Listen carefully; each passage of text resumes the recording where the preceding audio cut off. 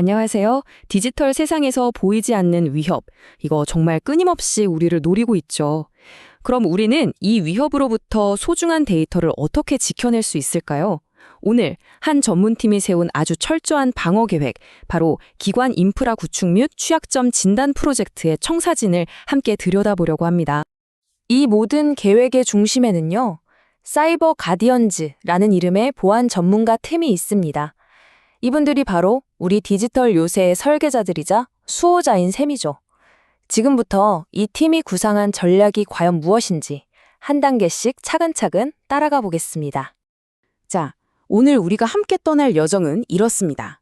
먼저 이 팀의 궁극적인 목표, 즉 미션이 뭔지 알아볼 거고요. 그 다음엔 그 목표를 이루기 위한 구체적인 실행 계획을 살펴볼 겁니다. 그리고 이 계획의 핵심이죠. 철벽 방어 시스템을 어떻게 구축하고 심지어 직접 해커가 되어서 그 방어벽을 테스트하는 과정까지 살짝 엿볼 거예요. 마지막으로는 이 모든 노력이 어떤 지속 가능한 변화를 가져오는지 확인하면서 마무리하겠습니다. 자, 그럼 첫 번째 순서입니다. 사이버 가디언즈의 미션. 도대체 이 프로젝트는 무엇을 위해 시작된 걸까요? 이분들의 미션, 이게 그냥 방화벽 하나 세우는 게 아니에요. 시스템 깊숙이 숨어있는 잠재적 위협, 그런 취약점들을 먼저 찾아내서 제거하고요. 거기서 한 발 더 나아가서 스스로가 해커의 관점이 되어서 우리가 만든 방화벽의 허점을 직접 공격하고 분석하는 거죠. 최종 목표는요, 바로 이런 선제적인 활동을 통해 누구도 쉽게 넘볼 수 없는 정말 안정적이고 안전한 운영 환경을 만드는 겁니다. 이게 바로 이 프로젝트의 존재 이유인 거죠. 좋아요. 목표는 확실해졌습니다. 그럼 이제 이 원대한 목표를 어떻게 현실로 만들 건지 구체적인 실행 계획, 그러니까 로드맵을 한번 들여다볼 차례죠. 전체 로드맵을 보니까 딱 2달간의 여정이 한눈에 들어오네요. 12월 말에 목표를 정하면서 계획 단계에 들어가고 1월 초에는 네트워크부터 공격 시나리오까지 아주 꼼꼼하게 청사진을 그립니다. 1월 중순부터는 이제 본격적으로 인프라를 구축하고 취약점을 찾아내기 시작하고요. 그리고 1월 말 발견된 문제들을 해결하고 그게 잘 됐는지 다시 검증하면서 프로젝트를 마무리합니다. 와, 정말 압축적이면서도 효율적인 일정인데요. 자, 이제 세 번째 파트, 바로 철벽 방어 시스템 구축입니다.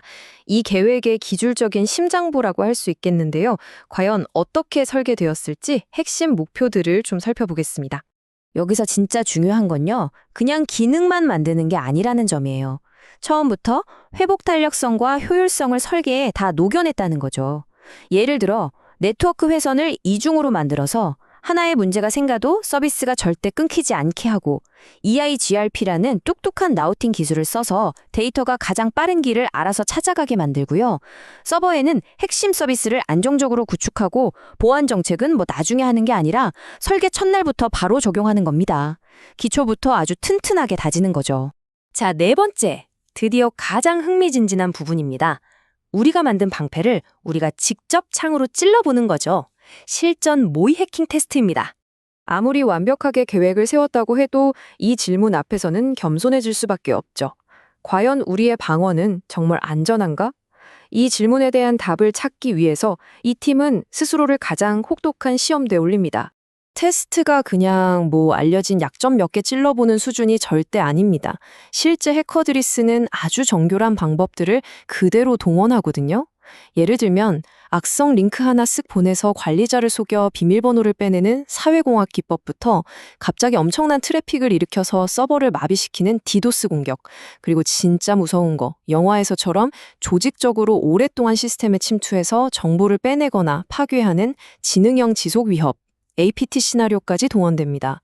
말 그대로 가장 날카로운 창으로 방패의 가장 작은 틈까지 다 찾아내는 겁니다. 맞습니다. 보안은 한 번 하고 끝나는 이벤트가 아니잖아요. 한 번의 테스트로 끝나는 게 아니라 끊임없이 배우고 또 개선해 나가는 과정 자체죠. 자, 5번째 장에서는 이 과정을 어떻게 하나의 시스템으로 만들었는지 한번 보겠습니다. 바로 이 5단계 방어 사이클이 지속 가능한 보안의 핵심이라고 할 수 있습니다. 시작은 명확한 정책 수립이고요. 1단계.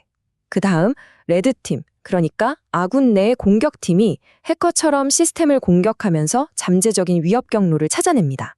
2단계. 이 분석 결과를 바탕으로 실제 방어 규칙을 적용하고 3단계.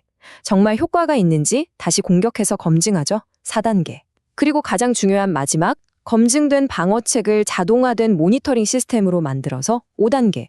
이 모든 과정이 계속해서 반복되면서 시스템을 점점 더 강하게 만드는 그런 선순환 구조를 완성하는 겁니다. 물론 이렇게 화려한 기술도 중요하지만 뭐니 해도 기본기가 가장 중요하겠죠.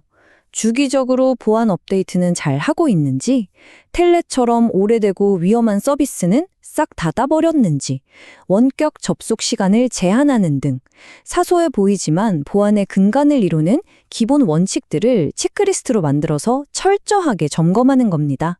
서버만 튼튼하다고 끝이 아니죠. 직원들이 쓰는 PC 한 대가 뚫리면 그냥 와르르 무너질 수 있잖아요. 그래서 보안은 서버실에서 끝나지 않습니다. 주기적으로 비밀번호를 바꾸게 하고 불필요한 공유 폴더는 없는지 정리하고 최신 백신과 방화벽을 항상 켜두는 등 개인 PC 하나하나까지 꼼꼼하게 관리해서 가장 약한 고리를 없애는 데 집중하는 겁니다. 그리고 외부와 직접 만나는 최전선, 바로 웹 애플리케이션 보안. 이것도 절대 놓칠 수 없죠. 예를 들어 로그인 창에 이상한 코드를 막 집어넣어서 데이터베이스를 공격하는 SQL 인젝션 같은 거요. 이게 고전적인 수법인데 여전히 강력하거든요. 이런 걸 다 막아내는 거죠.